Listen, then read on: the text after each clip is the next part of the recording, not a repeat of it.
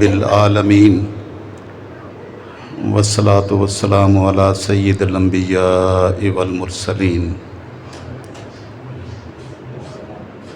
اما بعد فاعوذ باللہ من الشیطان الرجیم بسم اللہ الرحمن الرحیم من عمل صالحا من ذکر او انثی فلنحیینہ حیاتا طیبۃ وَلَنَجْزِيَنَّهُمْ أَجْرَهُمْ بِأَحْسَنِ مَا كَانُوا يَعْمَلُونَ صدق اللہ مولانا العظیم۔ اکٹھا ہی رہنے دینا، دو اس میں نہ کرنا، پوری ریکارڈنگ اکٹھی کرنے دینا۔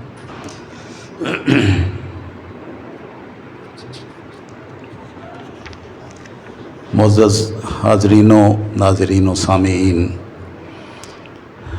اللہ رب العزت کا بے حد و بے حساب لطف و کرم، فضل و احسان ہے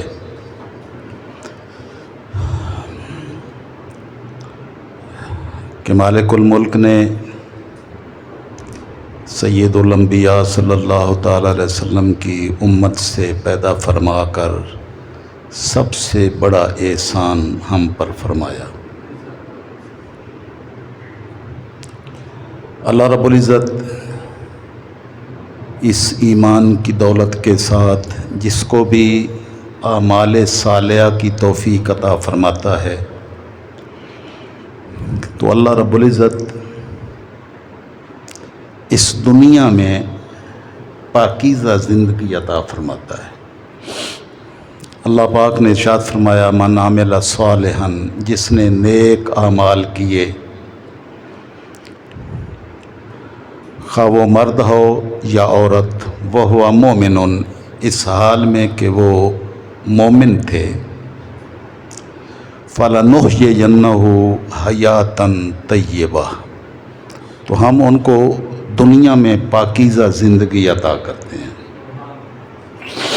وَلَنَجْزِيَنَّهُمْ أَجْرَهُمْ بِأَحْسَنِ مَا كَانُوا يَعْمَلُونَ، اور ہم ان کو آخرت میں اتنا اجر دیں گے کہ وہ اس دنیا میں کیے گئے اعمال سے کئی گنا زیادہ حسین ترین اجر ہوگا۔ اس حوالے سے میں نے 2-3 خطبات جمعۃ المبارک پہلے بھی دیے، آج بھی یہ اسی سلسلے کی کڑی ہے۔ ہم دنیا کی چکا چوند میں مارے مارے پھرتے ہیں اور حیات طیبہ پاکیزہ زندگی جو اللہ صالحین مومنین کو عطا فرماتا ہے اس کو حاصل کرنے کی کوشش نہیں کرتے۔ تو عنوان یہ ہے کہ جو بھی صالحین مومنین ہیں ان کو اللہ دنیا میں پاکیزہ زندگی عطا کرتا ہے، یعنی پرسکون زندگی ان کو اللہ عطا فرماتا ہے۔ ہم نے جن چیزوں کو سکون کا ذریعہ سمجھا ہوا ہے وہ اللہ اور اس کے رسول صلی اللہ تعالی وسلم کی نظر میں بھی سکون کا ذریعہ نہیں ہے، اور کوئی بھی ان کے ذریعے سے سکون حاصل نہیں کر سکتا۔ سکون صرف اس زندگی میں آتا ہے جو اللہ اور اس کے رسول صلی اللہ تعالی وسلم کی اطاعت میں گزرے، فرما برداری میں گزرے۔ تو وہ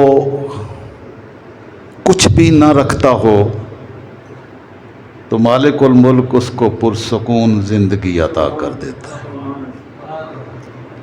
سکون کی دولتیں زر و جواہرات سے نہیں ملتی، اللہ رسول کی فرما برداری سے ملتی ہیں۔ جو اس لائن کے راہی ہیں ان کو اللہ رب العزت نے وعدہ فرمایا ہے کہ ہم تمہیں پرسکون اور پاکیزہ زندگی دیں گے۔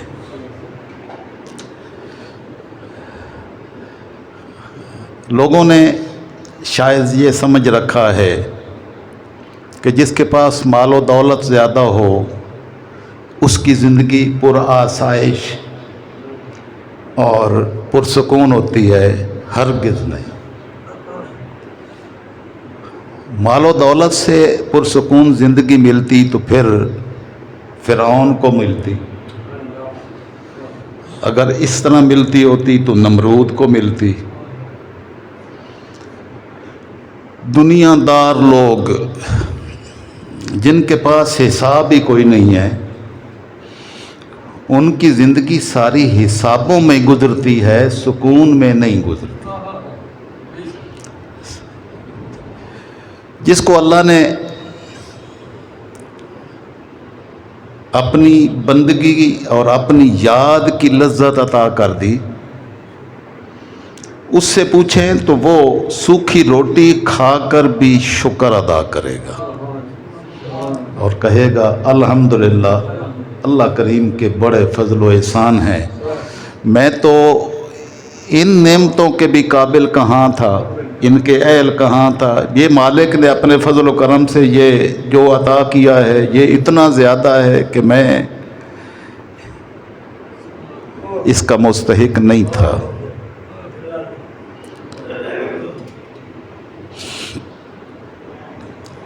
میں نے سورہ طٰہٰ کی چند آیات مبارکہ کے حوالے سے آپ کو اسی حقیقت کو سمجھانے کی کوشش کرنا ہے۔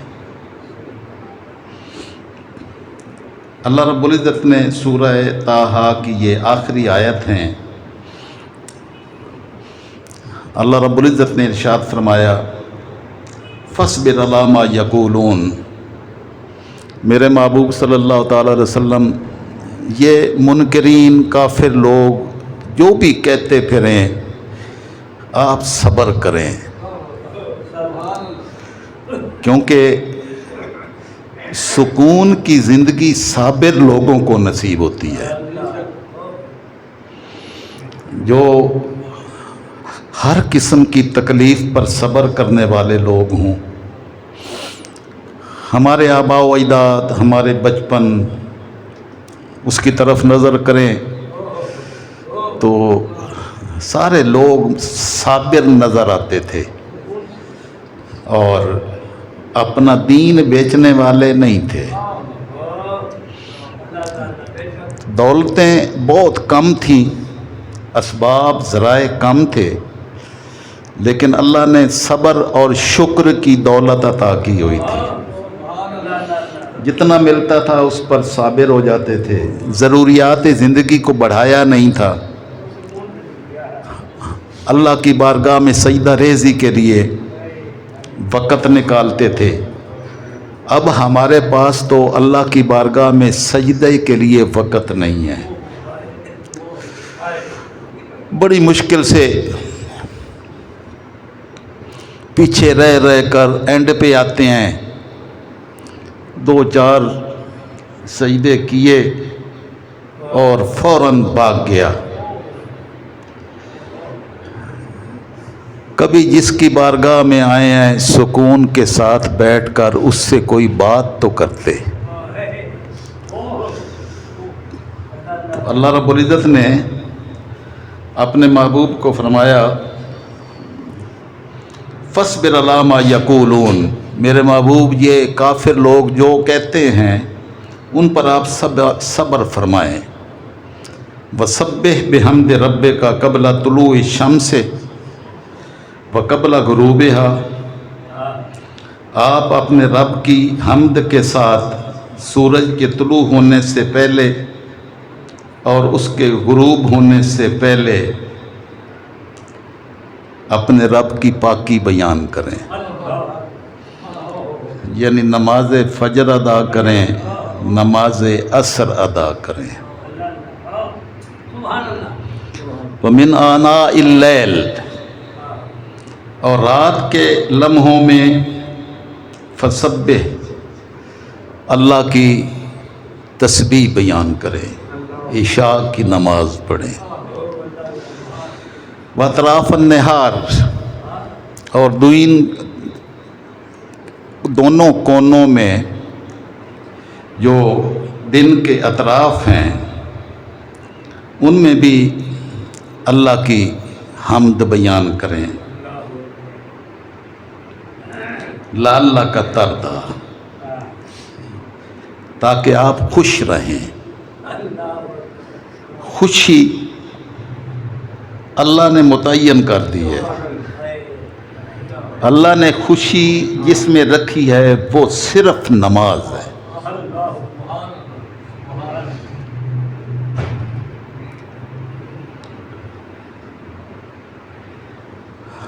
قبلہ طلوع شمس، سورج کے طلوع ہونے سے پہلے فجر کی نماز ہے،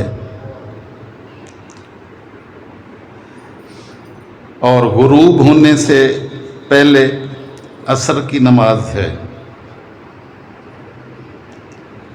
آناء اللیل سے مراد مغرب اور عشاء کی نماز ہے، تہجد کی نماز ہے، اور اطراف النہار سے مراد ظہر اور مغرب ہے۔ تو اللہ رب العزت نے اس کو متعین کر دیا، اللہ کا تردا۔ یہ ساری نمازیں اس لیے رکھی ہیں تاکہ آپ خوش رہیں۔ خوشی مال و دولت سے نہیں خریدی جاتی، اللہ رب العزت کی بارگاہ میں اپنی جبین نیاز کو سجدے میں رکھنے سے خوشی نصیب ہوتی ہے۔ مالک اپنے بندے کے دل میں وہ سکون کی دولت اتارتا ہے کہ اپنے محبوب کو حکم فرمایا، وَاصْبِرْ عَلَىٰ مَا يَقُولُونَ۔ لوگ جو مرضی کہتے رہیں، میرے محبوب ان کی کہنے پر آپ کبیدہ خاطر نہ ہونا، ہم نے آپ کو ان کے سہارے تھوڑا چھوڑا ہے۔ آپ کی خوشیاں، آپ کے سکون ہماری بارگاہ سے لو لگانے میں ساری خوشیاں ہم نے رکھی ہیں۔ اس لیے حدیث قدسی ہے، اللہ پاک ارشاد فرماتے ہیں، تفرغ لعبادتی، میری عبادت کے لیے فرصت نکال، فراغت وقت نکال، فراغت نکال، تفرغ لعبادتی۔ املا صدرہ کا غنن، تیرے سینے کو میں دولت مندیوں سے بھر دوں گا، تیرے دل کو غنی کر دوں گا۔ نعرہ تکبیر، نعرہ رسالت، سبحان اللہ۔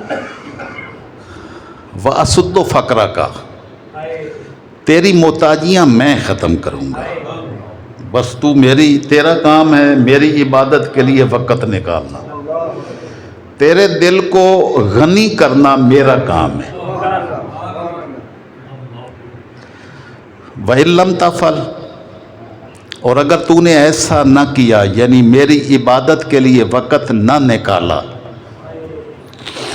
املا یدے کا شغلاً، میں تیرے دونوں ہاتھوں کو مصروف کر دوں گا۔ املا یدے کا شغلاً، تیرے دونوں ہاتھ مصروف ہوں گے، ایک بھی خالی نہیں ہوگا، دونوں ہاتھ لگے ہوئے ہوں گے۔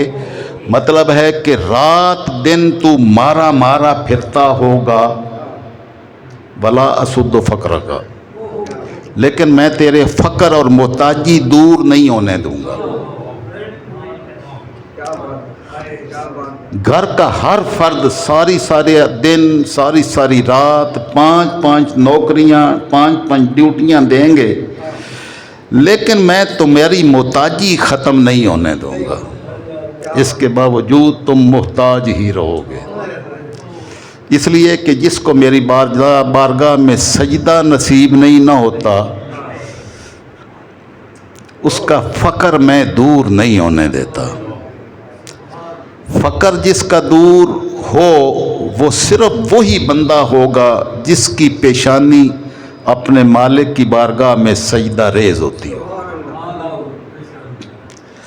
تو رب ذوالجلال نے اپنے محبوب کو فرمایا فاصبر علی ما یقولون، میرے محبوب یہ جو مرضی کہتے پھرے آپ صبر کریں،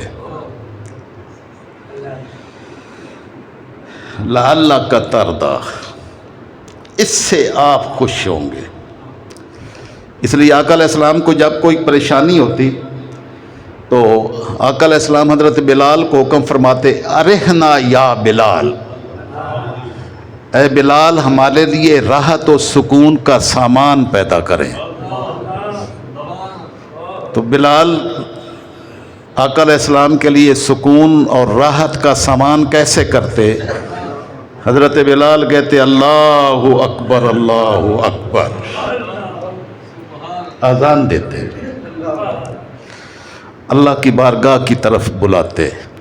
آقا علیہ السلام بس اس پر لبیک کہتے ہوئے اپنے مالک کی بارگاہ کے ساتھ اپنا تعلق بندگی استوار کر لیتے، کیونکہ یہی ساری راحتوں کی بنیاد، سارے سکون کی اصل جڑ ہے۔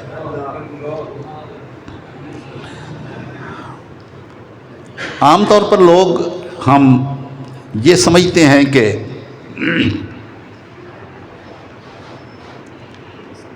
جو لوگ حق کو قبول نہیں کرتے کافر ہیں اور فسق و فجور میں ہمیشہ مگن رہتے ہیں، رات دن گناہوں کی زندگی بسر کرتے ہیں۔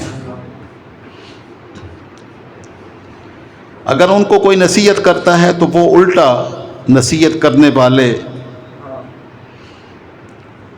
ناصحین کی الٹا پگڑیاں اچھالتے ہیں اور ان کی توہین کرنے پر بغلے بجاتے ہیں، خوش ہوتے ہیں کہ ہم نے ان کو ذلیل و رسوا کر دیا۔ تو ایسے فاجرین، فسق و فجور میں پڑے ہوئے لوگ، اللہ پاک ان کو دولتوں سے نوازتا ہے، دولتیں دیتا چلا جاتا ہے اور ان کی دولت میں اضافہ ہوتا چلا جاتا ہے۔ تو بظاہر اوقات بندہ مومن کے دل میں شاید یہ بات جائے کہ اگر یہ سیدھے راستے پر نہ ہوتے تو یہ جو کچھ ان کو عطا کیا گیا ہے اتنا ان کو کیسے عطا کیا جاتا؟ یعنی یہ ایک سوچ ابھرتی ہے، خیال آتا ہے کہ اللہ نے نافرمانوں کو بہت کچھ دیا ہے، اتنا فرما برداروں کو نہیں دیا ہے۔ جو ان کو دیا ہے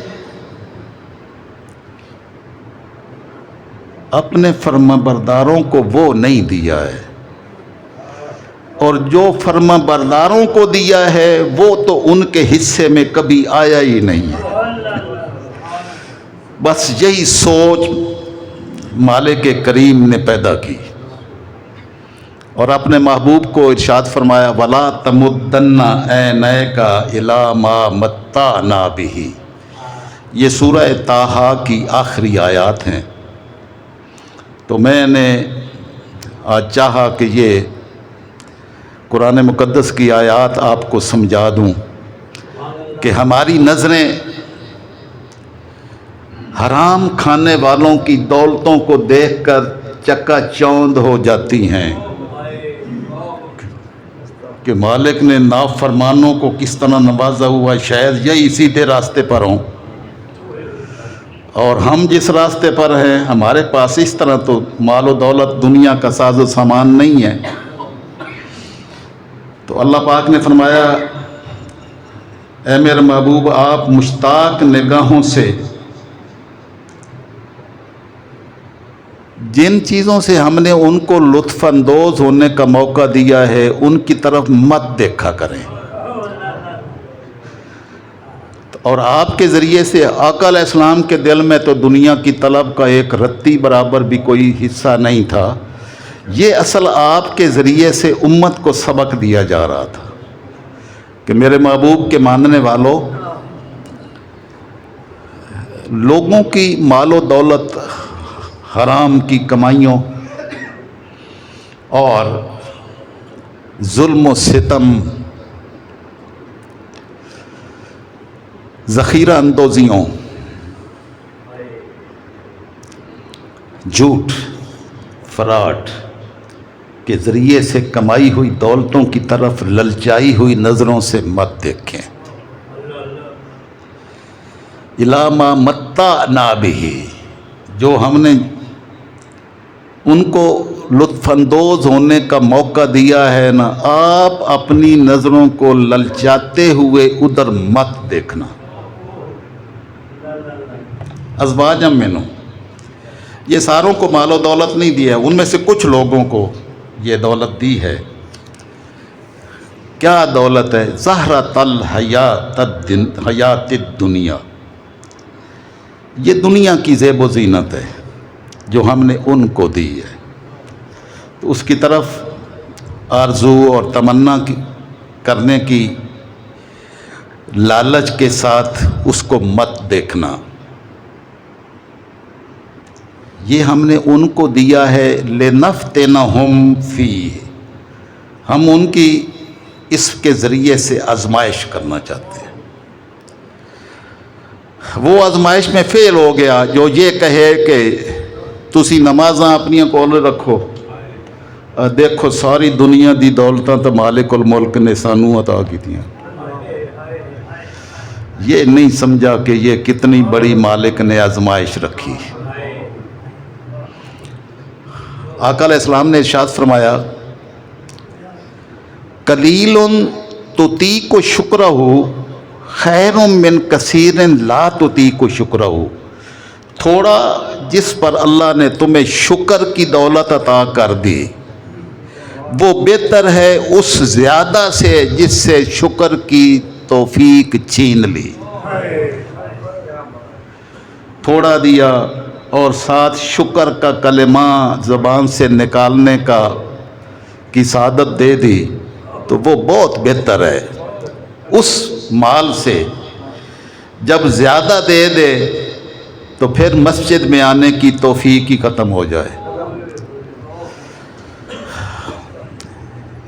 ایک صحابی جس نے آقا علیہ السلام کی بارگاہ میں مال کی کثرت کی دعا کرنے کا آپ کی بارگاہ میں گزارش کی، تو آپ نے فرمایا کہ تھوڑا جس میں ساتھ شکر شامل ہو وہ بہتر ہے اس سے جس مال کی کثرت میں شکر کی توفیق چھین لی جائے۔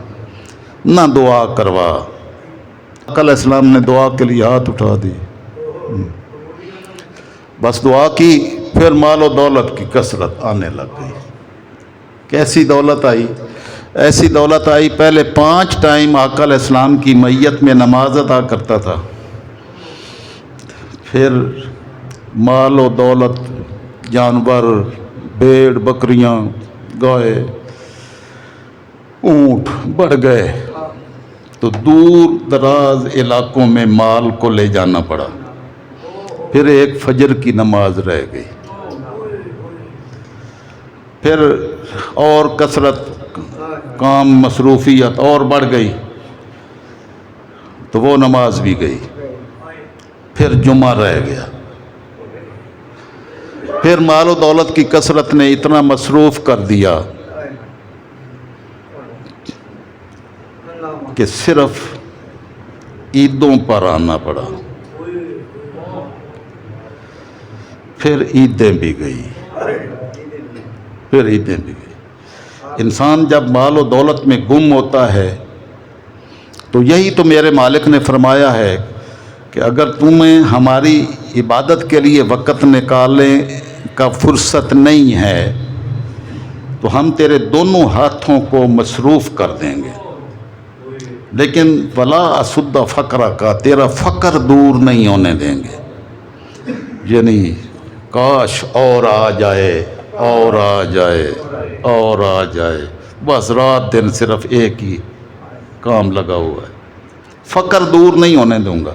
فقر صرف اس وقت دور ہوگا جب تیری پیشانی میری بارگاہ میں آ کے سجدہ ریز ہوگی، اس وقت تمہیں سکون کی دولت۔ جب یہ حال ہو گیا تو زکوٰۃ کا حکم نازل ہوا، تو آقا علیہ السلام نے عامل کو بھیجا زکوٰۃ کی وصولی کے لیے۔ اب جب وادیاں بھری ہوئی ہوں جانوروں سے، بھیڑ بکریوں، گایوں سے، اونٹوں سے، تو زکوٰۃ بھی تو پھر کم از کم ایک وادی تو بنے گی نا، سینکڑوں کے حساب سے بنے۔ جب اس نے حساب کیا تو وہ تو بہت زیادہ تھی، کتنے جانور، کتنی بھیڑیں، کتنی بکریاں، کتنی گائے، کتنے اونٹ بنتے تھے۔ تو بس پھر کلیجے کو ہاتھ پڑ گیا، کہنے لگا کہ آگے سے ہو آئیں، پھر واپسی پہ میرے پاس آنا۔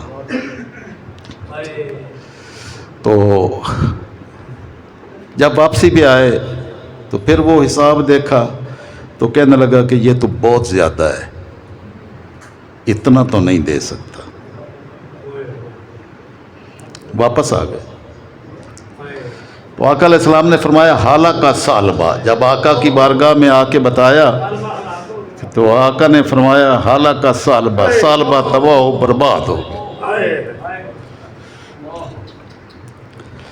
جب اس کو پتہ چلا کہ آقا کی زبان سے یہ کلمات نکلے ہیں کہ سالبہ ہلاک ہو گیا، پھر وہ دوڑا ہوا آیا آپ کی بارگاہ میں معافی مانگنے۔ تو آپ نے فرمایا اللہ رسول کو تیرے مال کی کوئی ضرورت نہیں ہے،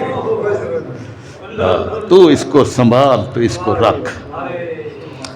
پھر اس کو جو صدیق اکبر کی بارگاہ میں، تو انہوں نے کہا میرے محبوب مصطفیٰ صلی اللہ علیہ وسلم نے تیرا مال قبول نہیں کیا تھا تو میں کیسے کر سکتا ہوں۔ پھر فاروق اعظم کے دور میں بھی آیا، قبول نہیں کیا، بس پھر وہ ساری دولتیں تباہ و برباد ہو گئیں۔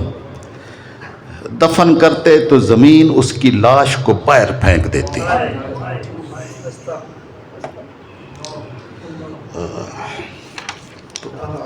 تو اپنے محبوب کو فرمایا وَلَا تَمُدَّنَّ عَيْنَيْكَ إِلَىٰ مَا مَتَّعْنَا بِهِ، جو ہم نے ان نافرمانوں کو جو دولتیں دی ہیں نا، تو اس کی طرف للچائی ہوئی نظروں سے مت دیکھا کریں۔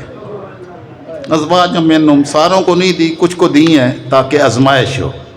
زہرۃ الحیات الدنیا، یہ دنیا کی زیب و زینت ہے، دنیا کا سامان آرائش ہے۔ لنفتنہم فیہ، یہ ہم نے ان کو اس لیے دیا ہے تاکہ ان کی آزمائش اور ان کو فتنہ میں مبتلا کر دیں۔ باقی رہ گئے آپ، تو برزق و رب کا خیر، آپ کے رب کا دیا ہوا رزق ہی بہتر ہے، جو اللہ نے آپ کے لیے رکھا ہے نا، بس اسی میں خیر ہے۔ ہم ہر مومن بندہ، کون بندہ ایسا ہے جو یہ کہے کہ اللہ رازق نہیں ہے؟ رازق ہے، لیکن ہمیں اس پر اعتماد نہیں۔ کاش اس بات پر کبھی ثابت قدم بھی ہو جاتے کہ ہاں واقعی اللہ رازق ہے۔ ٹھیک ہے، اور اللہ نے فرمایا کہ وَأَبْقَى، باقی بھی رہنے والا ہے۔ جو آپ کو اللہ نے رزق دیا ہے نا، وہ اس میں خیر بھی ہے اور وہ باقی بھی رہنے والا ہے۔ جو ہم نے کافروں کو دیا ہے وہ فنا ہونے والا ہے، جو آپ کو دیا ہے وہ ہمیشہ رہنے والا ہے۔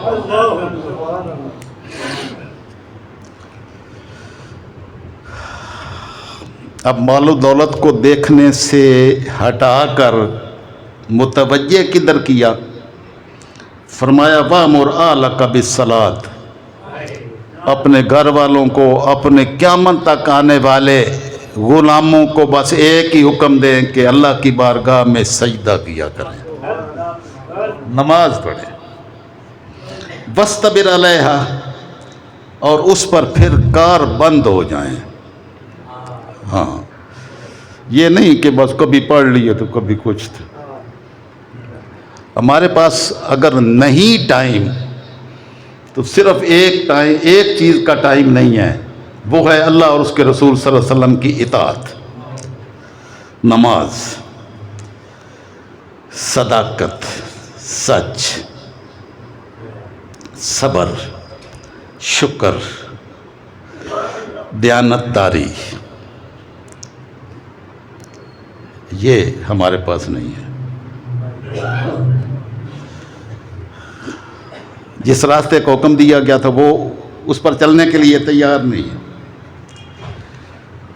تو اللہ نے فرمایا لا نسألک اجرن رزقن،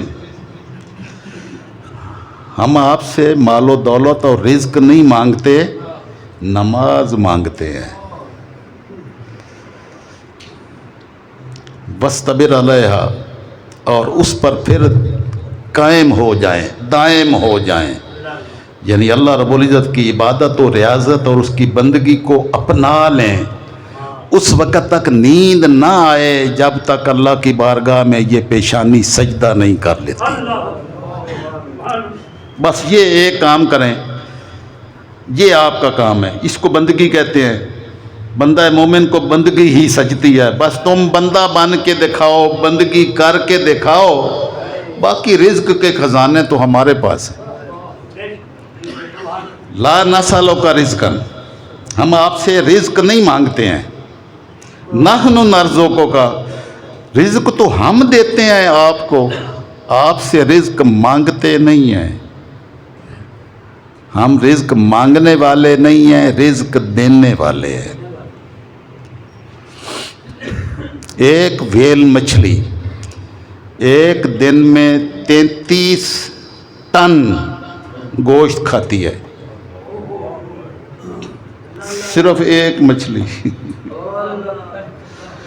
تو ان کو وہ رزق کون دیتا ہے؟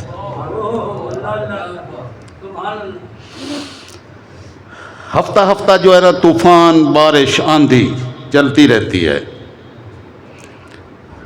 پرندوں کے پاس کوئی خزانہ جمع شدہ ہے؟ 7 دن بارش ہوتی رہی، کبھی دیکھا یا سوچا کہ پرندے کدھر گئے؟ اس بارش میں بھی ان پرندوں کو رزق کس نے دیا؟ کبھی سوچا؟ بارش بند ہوئی تو وہی پرندے چہچہاتے ہوئے، وہ اڑتے ہوئے سامنے چیختے چلاتے ہوئے، چہچہاتے ہوئے، خوشیوں سے تسبیحات کرتے ہوئے باہر نکل آتے ہیں. یہ حقیقت ہے یا میں جھوٹ کہہ رہا ہوں؟ تو کبھی اس پر سوچا بھئی اس کے پیچھے کون ہے؟ وہی تو ہے، وہی ہے. وَالْعَاقِبَةُ لِلتَّقْوَىٰ، اللہ پاک نے فرمایا جو انجام ہے وہ متقی لوگوں کا ہے. بس یعنی جو سرخرو اور کامیاب ہوں گے وہ صرف متقی لوگ سرخرو اور کامیاب ہوں گے. تو میں نے یہ سمجھانے کی کوشش کی کہ رب ذوالجلال صالحین بندوں کو مالک کی کرم نوازیاں نصیب ہوتی ہیں، اور پاکیزہ زندگی مالک نے وعدہ فرمایا ہے ان کو پاکیزہ زندگی نصیب ہوتی ہے. فَلَنُحْيِيَنَّهُ حَيَاتًا طَيِّبَةً، ہم ہر صورت اپنے صالحین بندوں کو پاکیزہ زندگی عطا کریں گے. پاکیزہ زندگی مومنین کو نصیب ہوتی ہے، اور وہ پاکیزہ زندگی جس میں مالک خوشیوں سے لبریز کر دیتا ہے. مال و دولت کی چکا چون سے اگر ملتی ہوتی تو فرعون سب سے زیادہ خوش ہوتا، نمرود خوش ہوتے، حامان خوش ہوتے، جن کو حسابی دولتوں کا کوئی نہیں ہے وہ اس سے خوش رہتے. لیکن اس میں خوشیاں ہیں نہیں ہیں. اللہ توفیق بھی چھین لیتا ہے، ادھر خرچ ہونے ہی نہیں دیتا.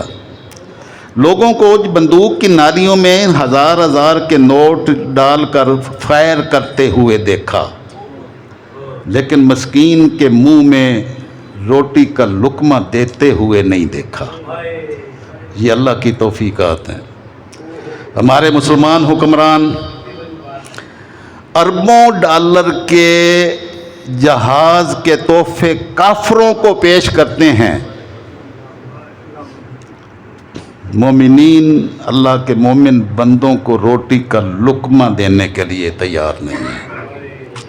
اللہ توفیق ہی چھین لیتا ہے، اللہ توفیق چھین لیتا ہے. اللہ کیونکہ وہ فرماتا ہے کہ یہ تو ہمارے پاس ہے، تو ہم یہ حقیر دنیا ہے۔ آقا علیہ السلام نے فرمایا لو کانت الدنیا عند اللہ جناح بعودۃ، اگر ساری دنیا کی نعمتیں، ساری دنیا کی دولتیں اگر اللہ کی بارگاہ میں مچھر کے پر کے برابر بھی ہوتی، مچھر کے برابر نہیں، مچھر کے ایک پر کے برابر اگر ہوتی، لو کانت الدنیا عند اللہ جناح بعودۃ ما شرب کافرا شربۃ ماء، تو اللہ کافر کو ایک پانی کا گھونٹ بھی نہ دیتا۔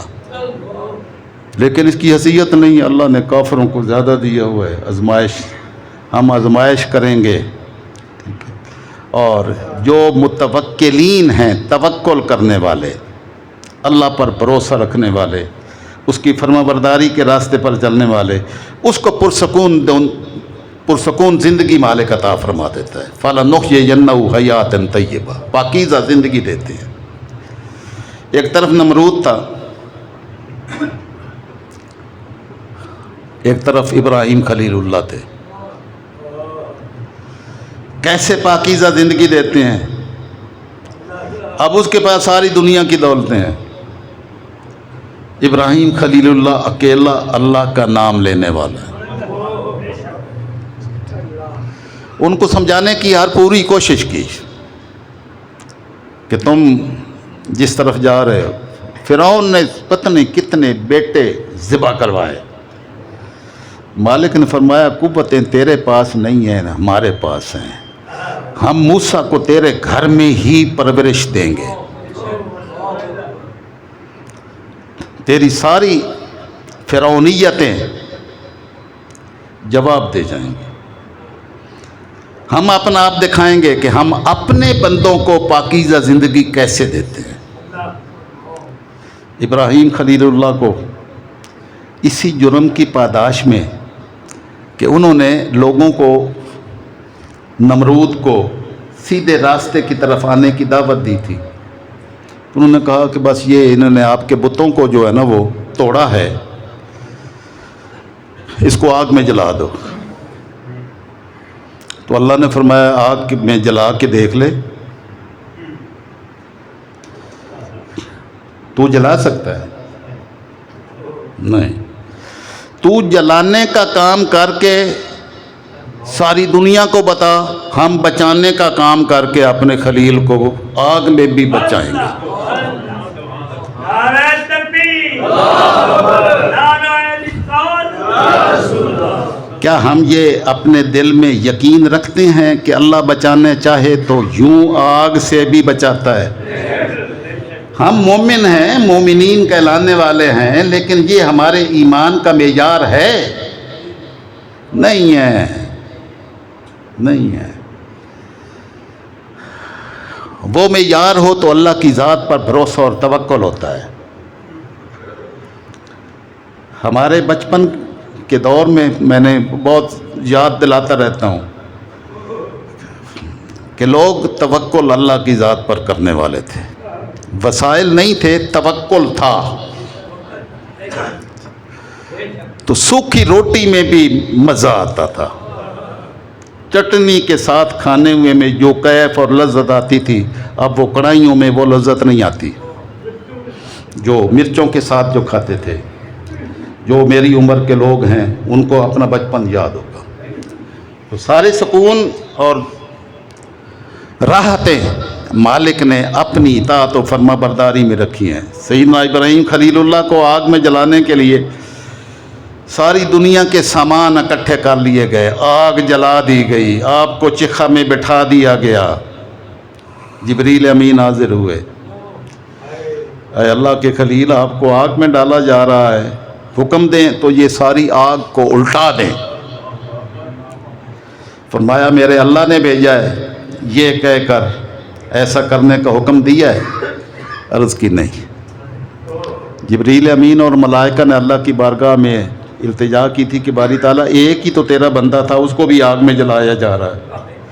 تو آپ نے فرمایا کہ مالک نے فرمایا کہ جاؤ ادھر، اب جا کے میرے خلیل کی جا کے مدد جو کرنا چاہتے ہو کرو۔ وہ مدد کو آئے، ایک ایک نے پوچھا، آپ نے فرمایا اللہ نے ایسا کرنے کا حکم دیا ہے؟ کہتے ہیں نہیں، اپنی مرضی سے آئے ہیں۔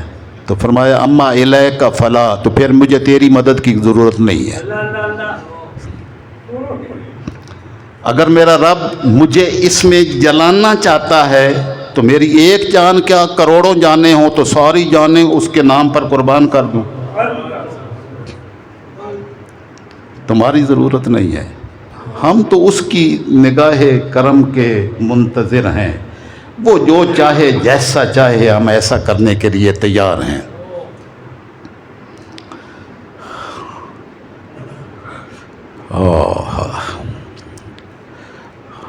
جبریل امین نے عرض کی، اے اللہ کے خلیل، اللہ کی بارگاہ میں دعا ہی کر دیں، دعا کر دیں کہ بھئی اس آگ سے نجات دلا دے۔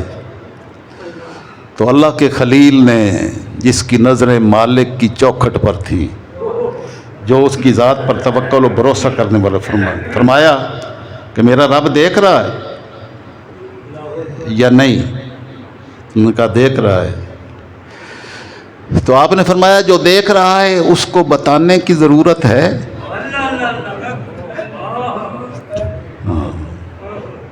اس کو بتانے کی، دعا کرنے کی کوئی ضرورت ہے؟ اگر وہ جلانا چاہتا ہے تو 100 بسم اللہ، بچانا چاہتا ہے تو جیسے اس کی مرضی۔ تو جب سارے امتحانات گزر جاتے ہیں تو مالک فرماتا ہے قلنا یا نار کونی بردن و سلاما علی ابراہیم۔ تو ہم نے کہا کہ اے آگ، میرا خلیل تیرے اندر آ رہا ہے، جلانے کا کام نہیں کرنا ہے، ٹھنڈی ہو جانا ہے۔ لیکن برد کہتے ہیں برف کو، اولوں کو، لیکن میرا خلیل آ رہا ہے، اتنی بھی ٹھنڈی نہ ہو جانا کہ میرے خلیل کو ٹھنڈ لگ جائے۔ کونی بردن و سلامن علی ابراہیم، ٹھنڈی ہو لیکن اتنی جتنی ٹھنڈک پرسکون راحت والی کیفیت پیدا کرے، اس طرح کر کے ہونا ہے تاکہ ابراہیم خلیل اللہ جب تیرے اندر آئے تو وہ سکون محسوس کرے۔ نعرہ تکبیر، نعرہ رسالت، نعرہ حیدری، بس نعرہ تحقیق، نعرہ غوثیہ۔ مالک الملک کی بارگاہ میں جو مومنین کو زندگی عطا کی جاتی ہے وہ حیات طیبہ ہے، پاکیزہ زندگی۔ اور پاکیزہ زندگی وہی ہوتی ہے جو اللہ پاک اپنے مومن بندوں کو عطا کرتا ہے، اور وہ سکون کی دولت اس میں ساتھ مالک کی طرف سے شامل ہوتی ہے۔ سکون والی زندگی مومنین کی زندگی ہے، تو مومنین کی سکون والی زندگی لینی ہے تو اللہ اور اس کے رسول صلی اللہ علیہ وسلم کی فرما برداری کا راستہ اختیار کریں۔ مالک الملک آپ کی زندگی کو سکون سے بھر دے گا۔ وما علینا الا البلاغ۔